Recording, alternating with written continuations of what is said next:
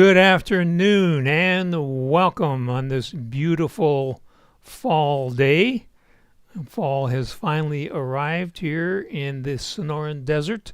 So let's get started talking about Microsoft Office 2024 and more on Go for Lunch for October 22nd, 2024, brought to you by GoFor Technology. I'm Roger Harmon, your host, and our mission here is to make your technology work for you on International Caps Lock Day. So today you have permission to keep that caps lock key down, and we would recommend that you use the hashtag Caps Lock Day so people won't think you're shouting at them on the internet. So just so we're on the same page, Microsoft Office is a suite of applications including Word for documents, Excel for spreadsheets, PowerPoint for presentations, Outlook for mail, and OneNote for notes. So interestingly enough, Microsoft brought out Office 2024 this month, with at least 3 months left in 2024. Go figure. So there's several ways you can get Microsoft Office 2024. You can subscribe to Microsoft 365, which costs $6.99 a month or $69.99 a year. You can buy the perennial license, which is just a one-time charge of $149. There is a web-based version that you can use for free, which has limited features, but of course requires that you have internet access to use it. You can also download iOS apps and use those for free. And Office 2024 is compatible with the last 3 versions of the Mac operating system. So you may have had an older version of Microsoft Office like 2021 or 2019, which may not be compatible with the latest version of the Mac operating system. Well, what if you don't want to pay for Microsoft Office? You'd like to have an alternative that is compatible with your existing Microsoft Office files, but doesn't cost you anything. Well, the first place to look is your Apple operating system, which comes with the iWork suite, including Pages for word processing, Numbers for a spreadsheet, Keynote for presentations, and of course there is the built-in Mail app included in all of the Mac operating systems. So some people have a little problem getting into Pages and Numbers, but once you get there, the interfaces are very similar. So once you learn one of them, you kind of know a lot about the other ones. So there's a bunch of tutorials for free on YouTube on how to use Pages. So if you've been hesitant to try Pages, learn something new, exercise your brain, take advantage of all the resources out there that help you learn Pages and enjoy a well connected suite of apps that works well with all your other Apple apps. So another popular alternative to Microsoft Office is LibreOffice. It's free. It also will open and save documents and spreadsheets in the Microsoft Office format. So again, you can use your existing Office documents and you can save into the Office file format. It is being updated on a regular basis, so a lot of people like LibreOffice. The interface is more similar to what you are used to in Microsoft Office. Then we have Google Workspace. So that consists of docs for word processing, sheets for spreadsheet, slides for presentation. And one of the nice features about Google Workspace is you can collaborate with other people working on the same document at the same time.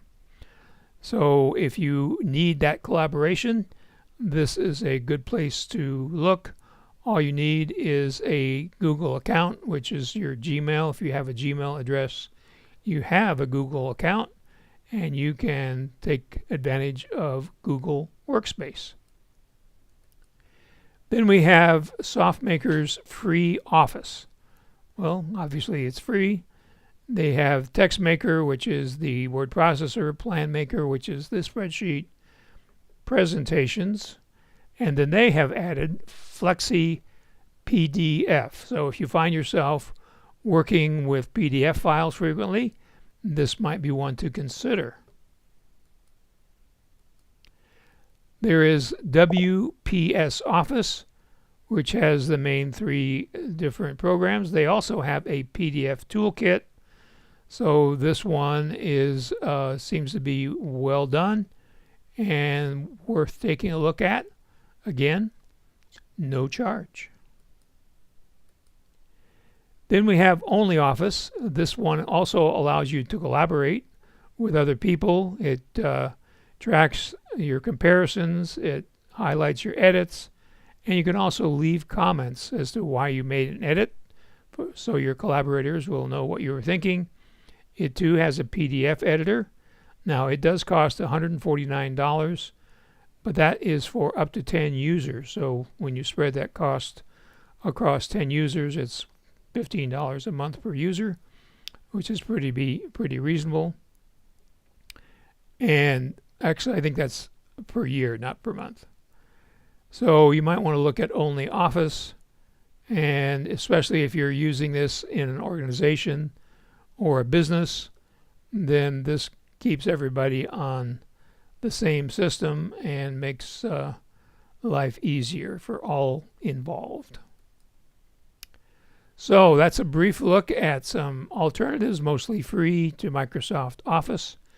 If you have any questions or comments, just put them in down below. And please share the GoFor Gazette, which comes to you about 7 o'clock every Monday morning into your inbox, email inbox. And also, the links for the programs that I've just talked about are available below, so you can get some more details on any or all of those that you might want to look into more. A little announcement: next week, the GoFor Lunch will be on vacation.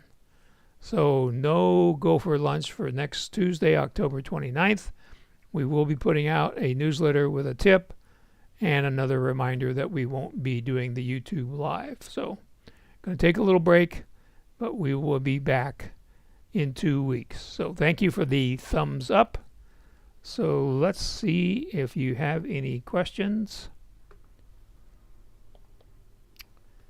And I see something here from Leslie Ann, who says, I just save it as a docx for those not using Apple. Right. So that's the nice feature of Pages, is you can read and you can save any document that you create in Pages as a Word or Excel compatible document or file. So you don't lose anything there in the translation. I know a lot of people have Microsoft Office because they used it in their career.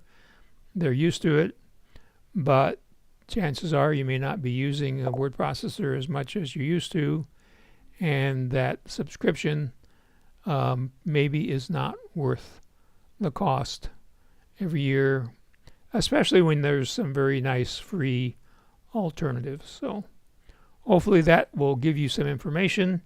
Feel free to share that with anybody you know that is using Microsoft Office so they can save money and still be productive. So Bob mentions that friends don't let friends use PowerPoint. Yep, a lot of professional presenters, even if they're on Windows, they use Keynote because it's much easier to use and more powerful than PowerPoint. So that is a good point. Apple has got it figured out with Keynote. And of course, Keynote is what we use right here every week on Go for Lunch to explain things to you.